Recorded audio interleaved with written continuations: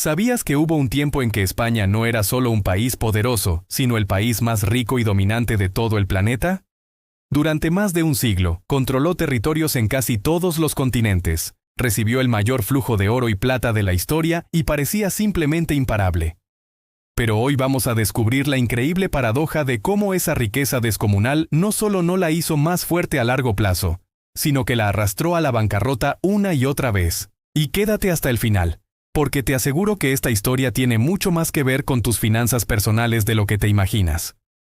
Todo empezó en 1492.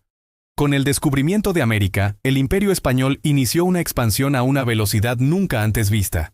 La conquista de civilizaciones ricas y complejas, como los aztecas en México y los incas en Perú, desató un torrente de oro y plata hacia España en cantidades que hoy nos costarían concebir. Para que te hagas una idea, los historiadores calculan que entre 1500 y 1650 llegaron a España más de 180 toneladas de oro y unas asombrosas 16.000 toneladas de plata. Traducido a dinero actual, estaríamos hablando de cientos de miles de millones de euros. Era tanto metal precioso, que España literalmente rompió la economía mundial. El valor de la plata se desplomó en toda Europa, y como consecuencia, los precios de absolutamente todo se dispararon, provocando una inflación a nivel global. Y aquí es donde el imperio cometió su error más grande, un error que resuena hasta nuestros días: pensar que la riqueza es infinita. Con un flujo constante de galeones repletos de tesoros, la corona y la nobleza española cayeron en la trampa de creer que esa bonanza duraría para siempre. En lugar de aprovechar esa oportunidad única para invertir en el futuro del país, en desarrollar una industria fuerte, en modernizar la agricultura, en construir infraestructuras sólidas o en fomentar la educación y la ciencia, ese dinero se fue por otro lado. Se usó para financiar guerras interminables, para mantener el lujoso estilo de vida de una corte y una nobleza que no producían nada, para construir palacios deslumbrantes y sobre todo para pagar los intereses de deudas cada vez más grandes. En otras palabras, España empezó a vivir muy por encima de sus posibilidades, bajo la peligrosa ilusión de que el oro de América nunca dejaría de llegar.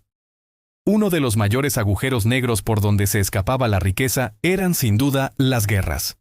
El Imperio Español estaba constantemente en conflicto.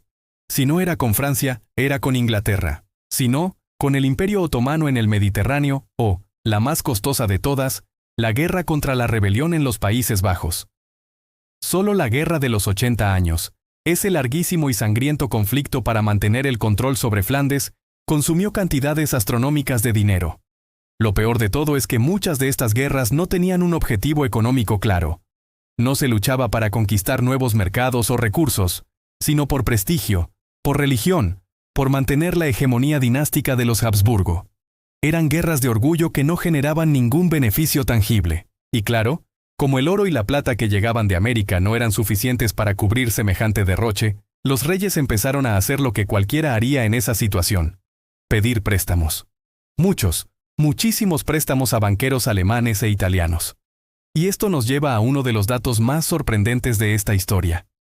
Aunque parezca increíble, el imperio más rico del mundo declaró la bancarrota en múltiples ocasiones.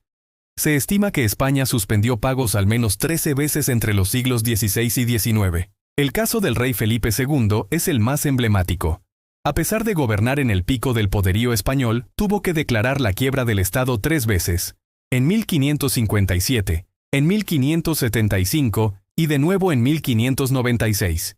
¿Y por qué un imperio con acceso a las minas más ricas del mundo quebraba? La respuesta es simple: porque gastaba mucho más de lo que ingresaba y sus deudas se volvieron impagables. Se llegó a un punto en el que más del 40% de todos los ingresos del Estado se destinaban únicamente a pagar los intereses de la deuda acumulada. El dinero que llegaba de América ya ni siquiera tocaba suelo español. Iba directamente a los bolsillos de los banqueros extranjeros. ¿Te suena de algo? Es exactamente el mismo ciclo vicioso en el que caen muchas personas hoy en día con las tarjetas de crédito o los préstamos personales. Viven pagando cuotas mínimas, cubriendo solo los intereses, sin lograr nunca reducir la deuda principal, atrapados en un círculo del que es casi imposible salir. Entonces, la gran pregunta es: ¿por qué no invirtieron en el futuro? ¿Por qué no usaron ese capital para crear una economía productiva y sostenible? La respuesta es que España se volvió adicta al metal precioso que venía de América. Se creó una falsa sensación de seguridad. ¿Para qué desarrollar una industria textil si podíamos comprar las mejores telas de Flandes o Inglaterra? ¿Para qué innovar en agricultura si podíamos importar el grano? La economía española no se incentivó, no se premió la iniciativa, la tecnología o el comercio interno. El contraste es brutal. Mientras Inglaterra en el siglo XVIII ya estaba sentando las bases de la revolución industrial, transformando su economía y preparándose para dominar el mundo, España seguía dependiendo de un modelo extractivo de un oro y una plata que además ya empezaban a escasear. Cuando el flujo de metales preciosos finalmente se detuvo con las independencias americanas, el gigante se derrumbó. El imperio no tenía una base económica real y sólida que lo sostuviera, y el colapso fue inevitable. Y lo más trágico es el efecto que todo esto tuvo en la población. Paradójicamente, mientras los barcos llegaban a Sevilla repletos de tesoros, la mayor parte del pueblo español vivía en la pobreza. Todo ese dinero se concentraba en las manos de una élite muy pequeña, la monarquía, la alta nobleza y el clero. Mientras tanto, los campesinos, los artesanos, la gente común, sufrían una inflación galopante que hacía que todo fuera más caro. Pagaban impuestos altísimos para financiar las guerras y veían cómo las oportunidades de prosperar eran prácticamente nulas. La economía real, la del día a día, no crecía.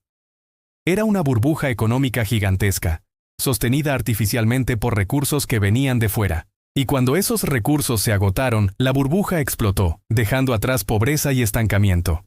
Lo que le pasó al Imperio Español es una lección magistral de finanzas a gran escala, pero sus enseñanzas son perfectamente aplicables a nuestra vida personal.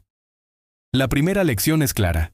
No importa cuánto ganas, sino cómo lo administras. Puedes tener un gran sueldo, pero si lo gastas todo, nunca construirás riqueza. Segunda lección. No dependas de una sola fuente de ingresos. España dependía del oro americano. Cuando se acabó, se hundió.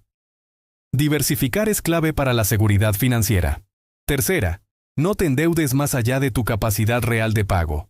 Vivir a crédito para mantener un estilo de vida que no te puedes permitir es una receta para el desastre, tanto para un imperio como para una persona. Cuarta lección. Invierte en tu futuro, no solo en lujos innecesarios. En lugar de comprar el último gadget, invierte en tu educación, en tus habilidades, en activos que te generen ingresos a largo plazo. Y la más importante, vivir por encima de tus posibilidades. Tarde o temprano, siempre pasa factura. ¿Y qué pasó después con España? Con el tiempo, perdió la práctica totalidad de sus colonias. Su poder económico se desvaneció y su influencia global quedó reducida a la mínima expresión. El siglo XIX fue especialmente duro. Un periodo de crisis constantes, guerras civiles, inestabilidad política y un profundo atraso económico y social con respecto al resto de las potencias europeas que sí habían hecho sus deberes. En conclusión, la historia de España como el país más rico del mundo es tan fascinante como trágica. Es la prueba definitiva de que la verdadera riqueza no está en la cantidad de dinero que tienes, sino en la inteligencia con la que lo manejas. Puedes ganar la lotería y perderlo todo en pocos años si no tienes un plan. Y por el contrario, puedes construir una vida sólida y próspera con ingresos modestos, si tienes disciplina, visión y sabes invertir en tu futuro. Así que la próxima vez que escuches sobre un golpe de suerte, una herencia inesperada o una ganancia repentina, recuerda la historia del Imperio Español. El verdadero poder no está en recibir el oro, sino en saber qué hacer con él. Si este viaje por la historia te ha parecido interesante y útil, te agradecería mucho que me dejaras un like y te suscribieras al canal para no perderte los próximos videos. Y ahora, me encantaría leerte en los comentarios. Si hubieras sido el rey o la reina de España en su época dorada, ¿qué habrías hecho tú con toda esa riqueza? Te leo.